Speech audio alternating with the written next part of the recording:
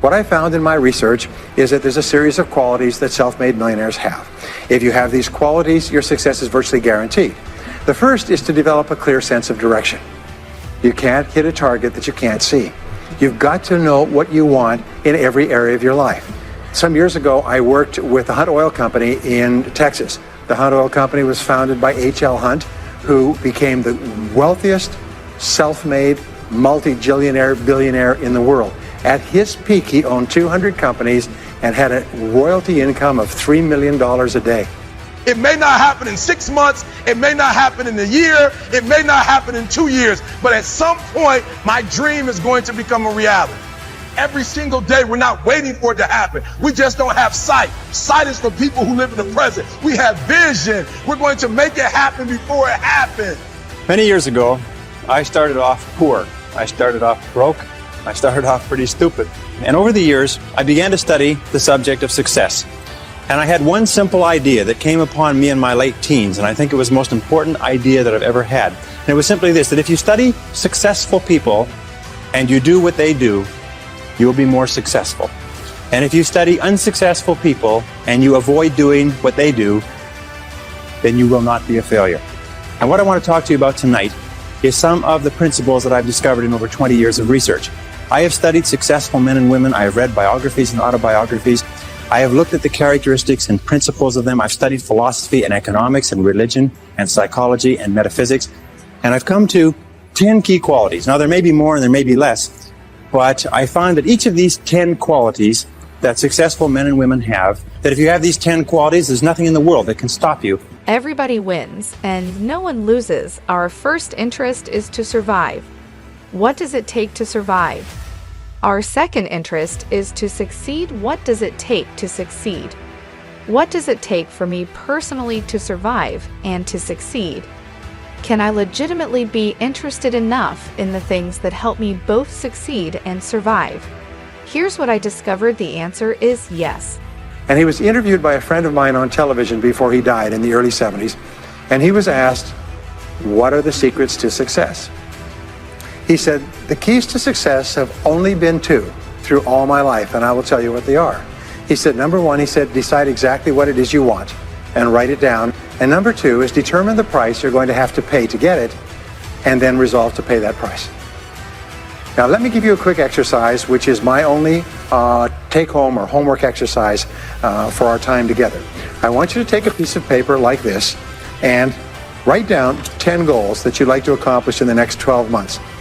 Write the word goals and today's date at the top of the page. Write down 10 goals you'd like to accomplish, and then ask yourself this great question.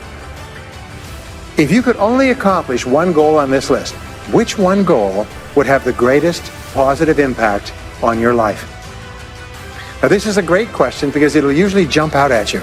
You say, that's the one. If I had this, that would have more of an impact on my life than anything else. Put a circle around that goal and then turn the page over and write it at the top of the page. Set a deadline on the goal. Make a list of everything that you could think of to do to achieve the goal, and then begin working on your list. And here's the kicker. Do something every day. Do something every day that moves you one step forward towards your major goal. My promise to you that this exercise, selecting your most important goal, making a plan, and working on it every day, will change your life in ways that you cannot imagine. It is the secret to becoming a self-made millionaire. My promise to you is a week, a month, a year from now, you'll look back and you'll be absolutely staggered at the difference it makes. You got to write, even if no one published your book, write, because that was given to you to do.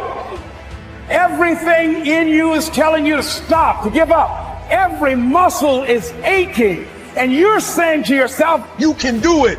Where you are is temporary. You will not be there for the rest of your life. other people couldn't see it. A lot of people didn't believe it. You were attacked, you were criticized. People were opposing you, but you kept on doing it. It was hard, it was rough, it was difficult, but to you, it was worth it. So let's talk about these principles. The first principle is clarity. So it means clarity of thinking. It means thinking clearly, and it extends from thinking clearly to a series of other things. With regard to clarity, it means the ability to determine exactly what it is that you want to be, have, or do in life. And the more I study successful men and women, the more I find that every single one of them, the top 5%, are very clear about where it is they're going and what it is they want to accomplish. And when I look at unsuccessful men and women, or men and women who seem to be unhappy and floundering, I find that almost invariably they have a very, very limited sense of direction, sometimes no sense of direction at all.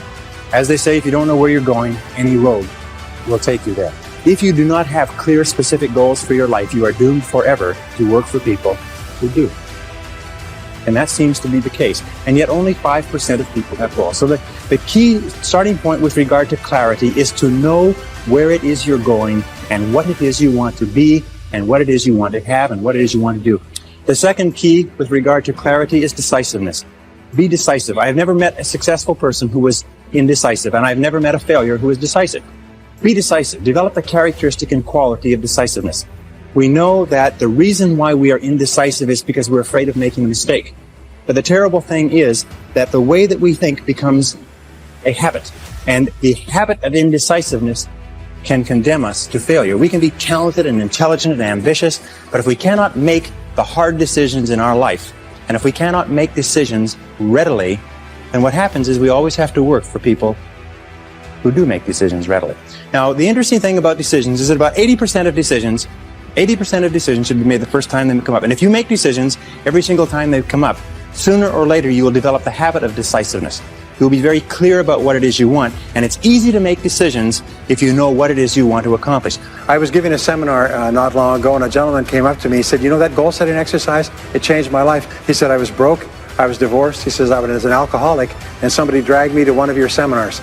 He said, and I did that exercise, and I picked my major goal. He said, it changed my life. I said, in what way? He said, today, he said, I'm worth $40 million. I said, wow. He said, yes, and I owe it to that lesson. Number two is trust your ideas. And that's the only difference between very wealthy, successful people and the average person, is that they simply follow their intuition. They're not smarter, they're not different, they're not more educated, they're not more talented, they just follow that inner guide. According to the research, all you need is an idea that's 10% new to start a fortune. Interesting point.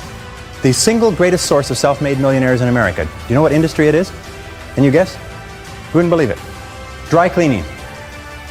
Dry cleaning shops is the greatest single source, one industry that's contributed more self-made millionaires than any other industry. I'm going to tell you something. Most people become millionaires by offering a good or service that people use all the time, and they offer it just a little bit better. They do it just a little bit faster. They put a little bit more grace or finesse into what they're doing.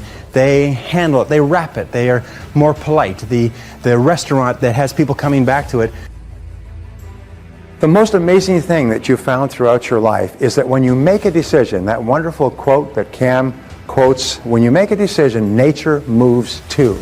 All manner of things begin to happen that would not have happened in the absence of the decision. So very often you'll make a decision either to get in or get out, either to do it or not do it, to make a commitment or walk away, and that commitment suddenly triggers a whole series of activities and actions like dominoes. They just start to click. You get phone calls, and you get letters, and you get emails, and all kinds of things begin to happen immediately after you make a very clear decision, which means that you set a very clear goal. And writing the goal down, as we say, is very powerful.